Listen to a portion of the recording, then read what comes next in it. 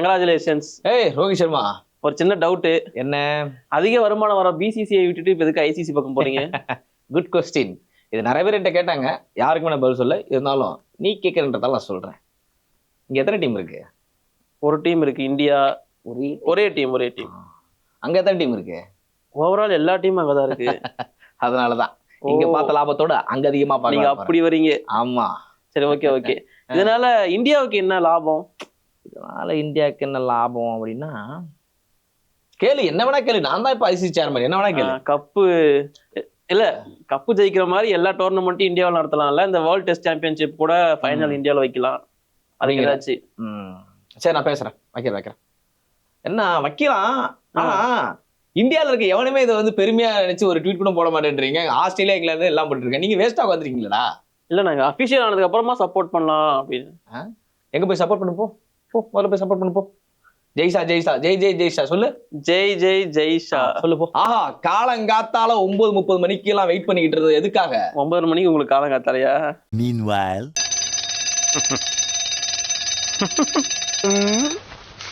சரி, விடு. அதான் எதுக்காக நம்மளுடைய தளபதி விஜய் அவர்களுடைய தமிழக வெற்றி கழகத்துடைய பிளாக் இன்னைக்கு ரைஸ் ஆக போகுது. ஆந்தமும் ரைஸ் ஆயிடுச்சுன்னு. ஆனா அதெல்லாம் டீகோட் பண்றதுக்கு 1000 சேனல் இருக்கு.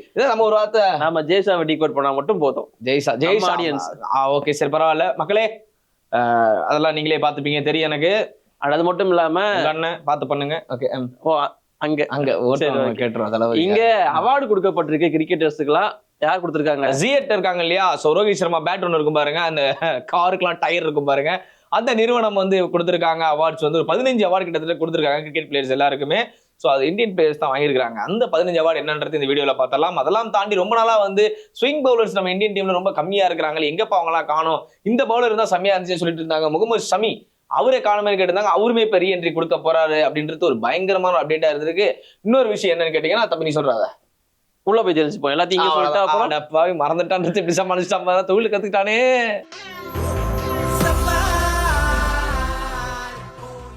ஆல் இன் ஆல் ஸ்போர்ட்ஸ் நேயர்களே அனைவருக்கும் வணக்கம். நான் விஜய் சிட்டி, என்னுடன் ஸ்போர்ட்ஸ் நிதிஷ். ஒரு எனர்ஜியா இருக்கு அந்த பிளாக பார்த்ததுல இருந்து. ஒரு மாதிரி இந்த வாகை பூவை பார்த்துக்க வெற்றி தான் அப்படின்றது முடிவு பண்ணிட்டேன். வாகைப்பு பார்த்ததே இல்ல. விஜய் சார்ட்ட இருந்து பார்க்கும்போது நல்லா, சிவப்பு கலரும் பார்த்தது இல்ல. விஜய் சார்ட்ட பார்க்கும்போது மஞ்சள் கலரும் பார்த்தது, விஜய் சார்ட்ட பார்க்கும்போது நல்லா இருக்குது. அது சரி, எதுக்கு அந்த யானை கேரளா பலம் யானை பலத்தோட நாங்க வரோம். என்னடா யானை கேரளா? டே முத்து பினான்ஸ் எல்லாம் சொல்றாங்களா? கம்முன்னு இருங்கடா, ஏன்டா நீங்க வேற. அப்பெல்லாம் சரி, முதல்ல ட்ரோல் பண்றதை பாட்டுங்க. ஒருத்தவங்க வராங்கன்னா அவங்க வெல்கம் பண்ணுங்க. உட்காந்து நொட்டம் சொல்றது மட்டும் யாரா இப்படி இருந்தா தமிழ்நாடு விளங்காதுடா. இதை நாங்க ஏன் பேசுறோம்னா, ஜெய்ஷா வராருன்னா அவரை வந்து ட்ரோல் பண்ணாதீங்க, வெல்கம் பண்ணுங்க. இந்தியாவில இருந்து ஒருத்தர் ஐசிசி பிரசிடென்ட் ஆகுறாருன்னா அனுப்புறீங்க கேட்காதீங்க. கேட்க ஆரம்பிச்சிட்டாங்க. அவர் என்ன கிரிக்கெட் ஆடி இருக்காரா? கிரிக்கெட்டே ஆடாத ஒருத்தர் எப்படி நீங்க போய் ஐசிசி சேர்மனா உட்கார வைப்பீங்க அப்படின்னு கேட்டு. ஜெய்ஷா வந்ததுக்கு அப்புறம் நிறைய மாறி இருக்கு, அதை எல்லாரும் மறந்துடாதீங்க. தயவு செய்து சொல்றேன், கோலியோட கேப்டன்சி மாறி இருக்கு. நிறைய யங்ஸ்டர்ஸோட பிளேயருக்கு வாய்ப்பு மறுக்கப்பட்டிருக்கு. இந்த மாதிரி நிறைய பிளேயர்ஸ் காணாம போனது அவர் காரணம் இல்லைன்னா செலக்டர்ஸ் தானே. செலக்டர்ஸ் காரணம். நீ சொல்ற மாதிரி சொல்லு, நான் செய்யற மாதிரி செய்யறேன், அதானே? Okay fine. It's so embarrassing. நம்முடைய ஜெய்ஷா இந்தியன் டீமோட பிசிசிஐ செக்ரட்டரியா இருந்தாருன்னு எல்லாருக்குமே தெரியும். அண்ட் இருந்துகிட்டு இப்பவும் இருக்கிறாரு. உடனே அவரை மாத்திட்டாங்களான்னு கேட்காதீங்க. இப்போ வந்து ஒரு குட் நியூஸ் ஒன்று கிடைச்சிருக்கு. என்னன்னு பாத்தீங்கன்னா, அவரை வந்து ஐசிசியோட சேர்மனா அறிவிக்க போறாங்க அப்படின்னு சொல்லிட்டு அபிஷியலா வந்திருக்கான்னு கேட்டீங்கன்னா, அறிவிக்க போறாங்களா இல்ல இவரே அறிவிக்க போறாரா? இவரே அறிவிப்பாரு. ஏன்னா அவர் தான் தலைமை எல்லாத்துக்கும். அந்த அளவுக்கு சப்போர்ட் வச்சிருக்காரு. இருக்காரு பாரு. இன்னொரு விஷயம் என்னன்னா, இங்க பிசிசிஐ தான் அதிகமான வருமானத்தை 28,000 கோடி கொடுக்குது ஒரு வருஷத்துக்கு. அப்படின்னும் போது அது வந்து ரேண்டம் தான். ஐயோ, அதிகமாலாம் கொடுத்துருக்கு. அது மட்டும் இல்லாம பிசிசிஐ இந்த அளவுக்கு வழி நடத்துற ஒருத்தர் ஐசிசில உட்கார வச்சா எவ்வளவு பண்ணுவாரு? ஐசிசில வருமானம் இல்லையப்பா. வர வச்சிருவாரு. வருமானம் இல்லாம இருந்துச்சு. அதாவது இவங்க கேட்கலாம், ஜெய்ஷா வந்து கிரிக்கெட் ஆடி இருக்காரா, என்ன பண்ணிருக்காரு, எதுக்கு அந்த இடத்துல உட்கார வைக்கிறாரு அப்படின்னு சொல்லிட்டு. Grind business man. அதான்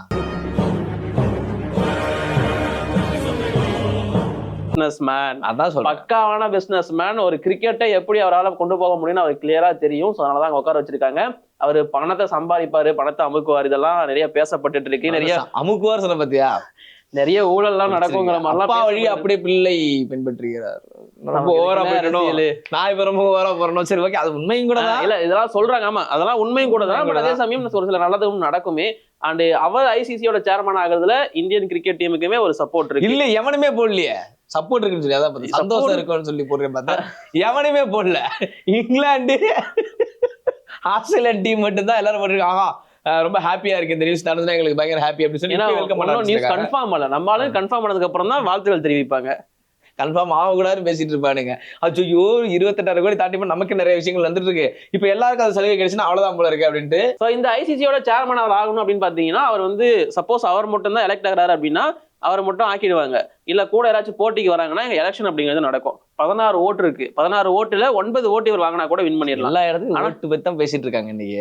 ஆனா இங்க சேர்மனா நிக்க போற நம்மளோட ஜெய்ஷாவுக்கு வந்து 16 ஓட்டுமே விழுறதுக்கான வாய்ப்பு இருக்கு. 17 ஓட்டு தெரியாம இன்னொரு ஓட்டு விழுந்துரும். அது லிஸ்ட்ல இல்ல, சரி பரவாயில்ல தெரியாம போட்டாங்க அப்படின்னு. ஏன்னா இங்க வந்து இங்கிலாந்து கிரிக்கெட் கவுன்சிலும் சரி, ஆஸ்திரேலியா கிரிக்கெட்டும் சரி ரொம்ப ரொம்ப பெரிய சப்போர்ட் கொடுத்துட்டு இருக்காங்க ஜெய்ஷாவுக்கு.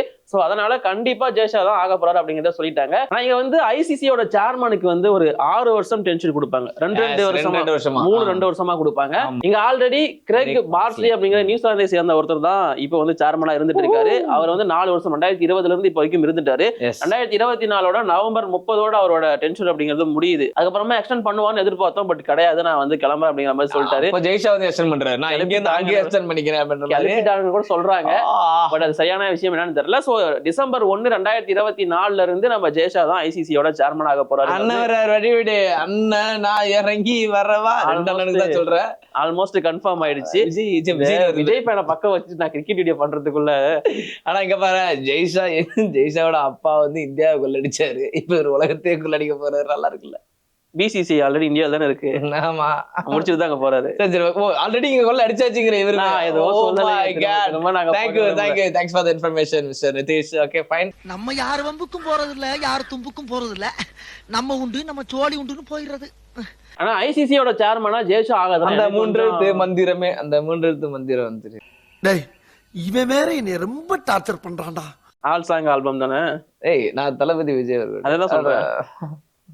எதுக்கு ஜெய்ஷாக்கு ஏதாச்சும் ஆல் சாங்ஸ் ஆல்பம் அடி வெறுத்துருவேன். என்ன தமன்ட்ட தெரியாம கொடுத்துட்டோம், அதுக்காக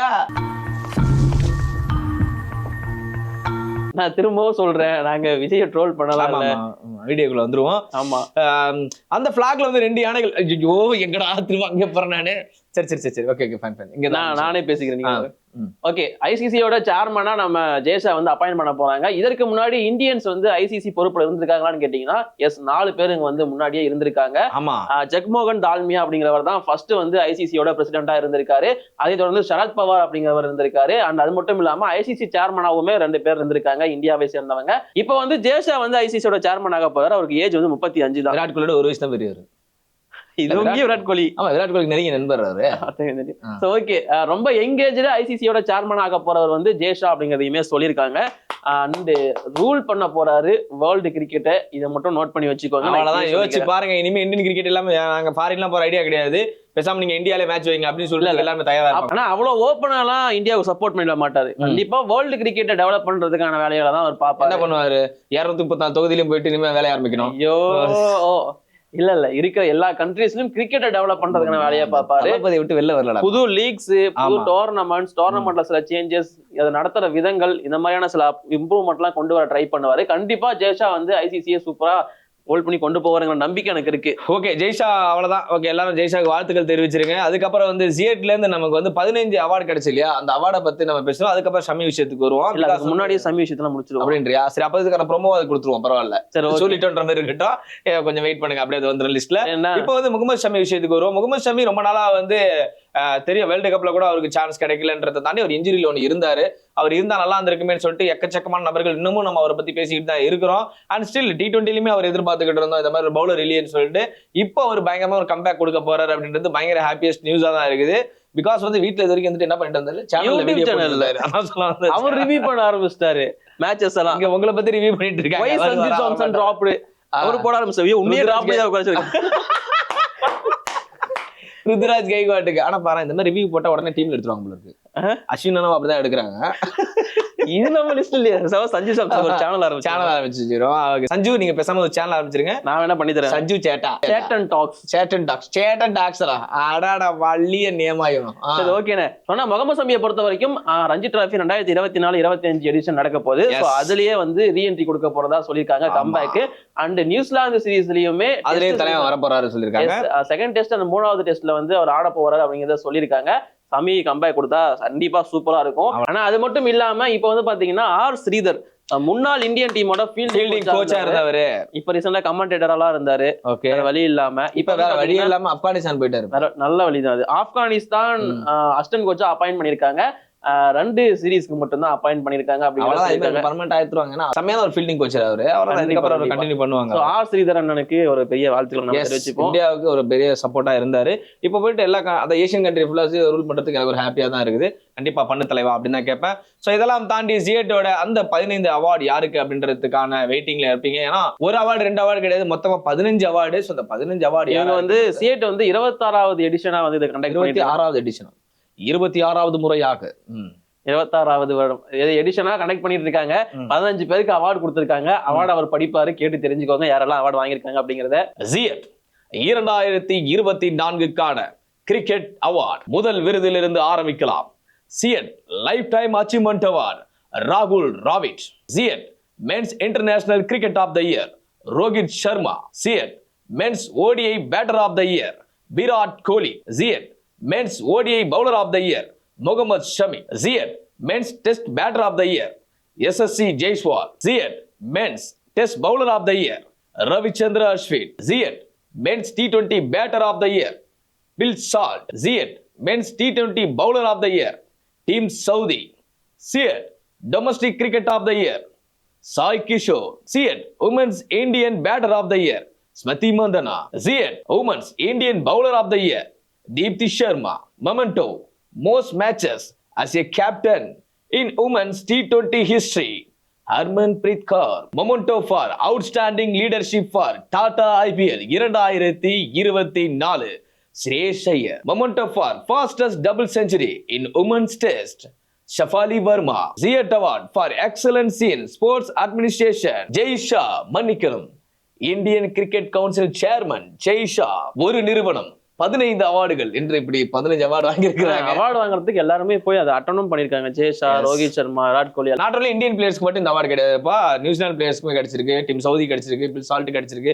இதெல்லாம் வந்து ஹாப்பியஸ்ட் நியூஸா இருக்கு. அண்ட் இந்தியன் பிளேயர்ஸ் பொறுத்த வரைக்கும் மென்ஸுக்கு மட்டும் தான் பார்த்தா உமன்ஸுக்குமே இருக்கு. ஸோ 3 ஜாம்பவான்ஸுமே வாங்கியிருக்காங்க. Shafali Verma is wonderful cricketer, wonderful batter, எல்லாருக்குமே தெரியும். அண்ட் இந்தியன் டீமோட கேப்டனுக்கு கிடைச்சிருக்கு, ஸ்மிருதி மந்தனா கிடைச்சிருக்கு, தீப்தி சர்மா. ஆல்மோஸ்ட் யாரெல்லாம் சூப்பரான ஒரு ஸ்டார் பிளேயர்ஸ் எல்லாருக்குமே கிடைச்சிருக்கு. சோ சிஏட்டுக்கு இந்த நேரத்துல தமிழகத்தை சேர்ந்த ரவிச்சந்திரன் அஸ்வினுக்கு test bowler of the year கிடைச்சிருக்கு. Domestic cricketer of the year Sai Kishore வாங்கியிருக்காரு. சோ பார்க்கவே நல்லா இருக்கு.